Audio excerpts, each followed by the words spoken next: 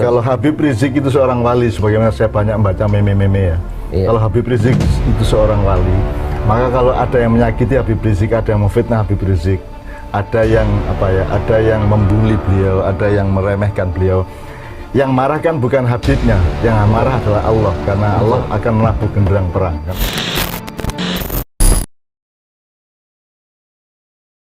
Pak Muzamil mengatakan bahwa Rasul, Nabi, Wali itu hak penuhnya Allah. Betul. Untuk membikin dan mengangkatnya, melantiknya dan seterusnya, mendeklarasikannya, memberikan sertifikasinya dan seterusnya secara Allah kan gitu. Nah, betul. Dan Allah kelihatannya urusannya tidak hanya soal birokrasi, tapi urusannya soal cinta. Jadi sedemikian rupa para wali dicintai Allah, sehingga Allah sendiri bersumpah, barang siapa menyakiti wali saya, maka saya menyatakan perang, saya menabuh genderang perang kepada mereka. Betul. Man adali waliyan faqad azantuhu bil harbi. Itu barang siapa yang menyakiti waliku, maka saya umumkan perang kepadanya. Jadi sekarang kita tinggal tarik garis.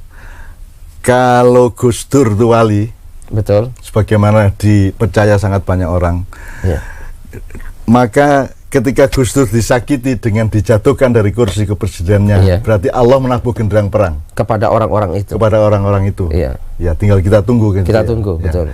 Nah, berapa lama dari genderang ke pedang, atau dari genderang ke tombak, atau dari genderang ke tanda ketindakan itu berapa lama kan kita nggak tahu juga. Tapi pokoknya karena kalau memang Gus Dur wali, maka semua yang menyakiti Gus Dur dulu sebagai presiden akan mendapat akibat dari Allah, karena Allah sudah menabuh genderang perang. Kalau Habib Rizik itu seorang wali, sebagaimana saya banyak membaca meme-meme ya. Kalau Habib Rizik itu seorang wali, maka kalau ada yang menyakiti Habib Rizik, ada yang memfitnah Habib Rizik, ada yang ada yang membuli beliau, ada yang meremehkan beliau.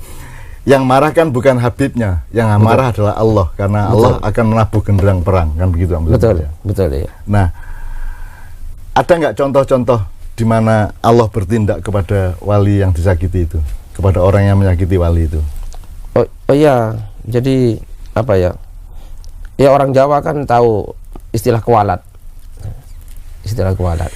Nah, kualat itu jangankan kepada wali Allah, kepada manusia yang biasa saja akan ada kualat. Nah, kepada wali juga akan seperti itu, gitu ya. Jadi sebentar ya. Iya, entah bagaimana bentuk genderang perangnya Allah ya, entah bagaimana bentuk balasan Allah, tapi itu kan janji Allah sendiri. Betul. Wa innallaha la yukhliful mi'ad. Allah tidak akan pernah mengingkari janji. Betul. Jadi ini berarti bukan hanya golongan-golongan yang sedang bertengkar di Indonesia, Pak. Barang siapa menyakiti wali-wali melalui penjajahan terhadap bangsa para wali itu. Betul. Ya kan, wali-wali kan se-Indonesia banyak sekali nih. Betul. Habib-habib banyak sekali turunan Rasulullah pada 3 level tadi.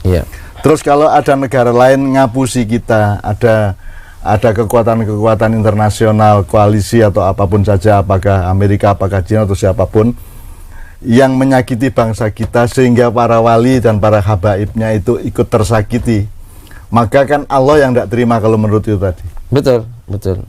Bisa berupa bencana, bisa berupa bencana, bisa banjir, bisa yang merata itu, yang bencana bisa banjir, bisa ada paceklik, bisa ada kesulitan-kesulitan.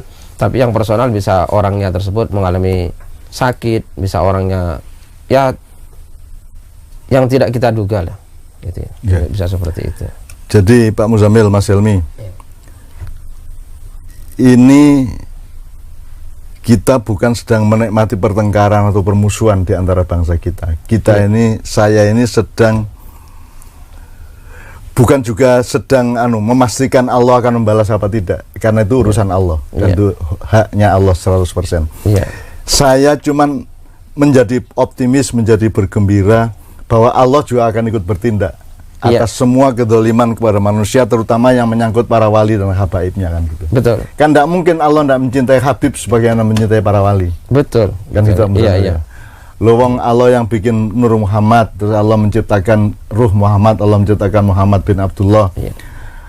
Terus dengan turunannya semua, kan gitu. Berarti kan mereka berada di dalam ruang cintanya Allah sedemikian rupa. Betul. Sehingga Sehingga teman-teman semua pertengkaran yang selama ini kita alami atau kita baca atau kita dengarkan melalui medsos, melalui televisi, melalui apapun itu, saya minta kita optimis bahwa semua berada di dalam rangkuman langitnya Allah tadi, kan gitu ya Pak Jamil ya. Iya. Dan optimisme saya bukan karena Allah akan membalas.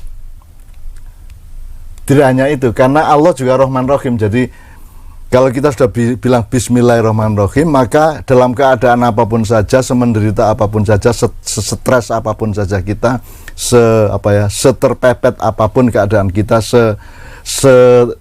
seterinjak-injak kayak apapun saja hidup kita tetap Bismillahirrahmanirrahim. Kita tetap meyakini bahwa Allah itu Maha Pengasih dan Maha Penyayang. Jadi kan ada kemungkinan membalas itu dengan kasih sayang, bisa nggak? Bisa kasih sayang, tapi juga ada ya hukuman. Saya punya guru gitu ya, yang saya yakin guru saya itu wali. Nah, suatu saat dulu pernah ditangkap polisi gitu ya, karena tidak mengikuti kemauan pemerintah, dan beliau tenang-tenang saja gitu ya. Tapi akhirnya polisi yang nangkap itu gila. Nah, itu balasan Allah Ta'ala. Nah, akhirnya kiai saya itu dikeluarkan dari penjara karena polisinya gila. Jadi Mas Helmi jangan sekali-sekali menyakiti Pak Muzamil ya, nanti gila lah ya, nanti gila gitu ya. Gitu ya. Itu kan sangat berat kalau gila itu, berat sekali. Lah kita kan punya teman di Purworejo yang mau digerebek oleh kepolisian daerah, tapi kemudian kan mobilnya malah kecelakaan semua. Kecelakaan di sana. Atau begitu sampai ke pesantrennya malah yang mereka lihat adalah laut selatan misalnya, dan seterusnya kan itu. Jadi nah itu semua tidak bisa kita pastikan secara akademis atau secara ilmu modern ya.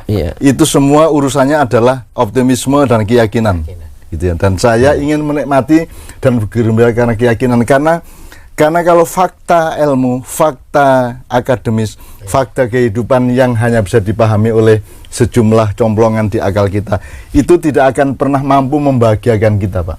Betul.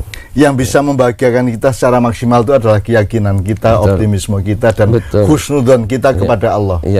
Yang sudah punya janji semacam bermacam-macam tadi.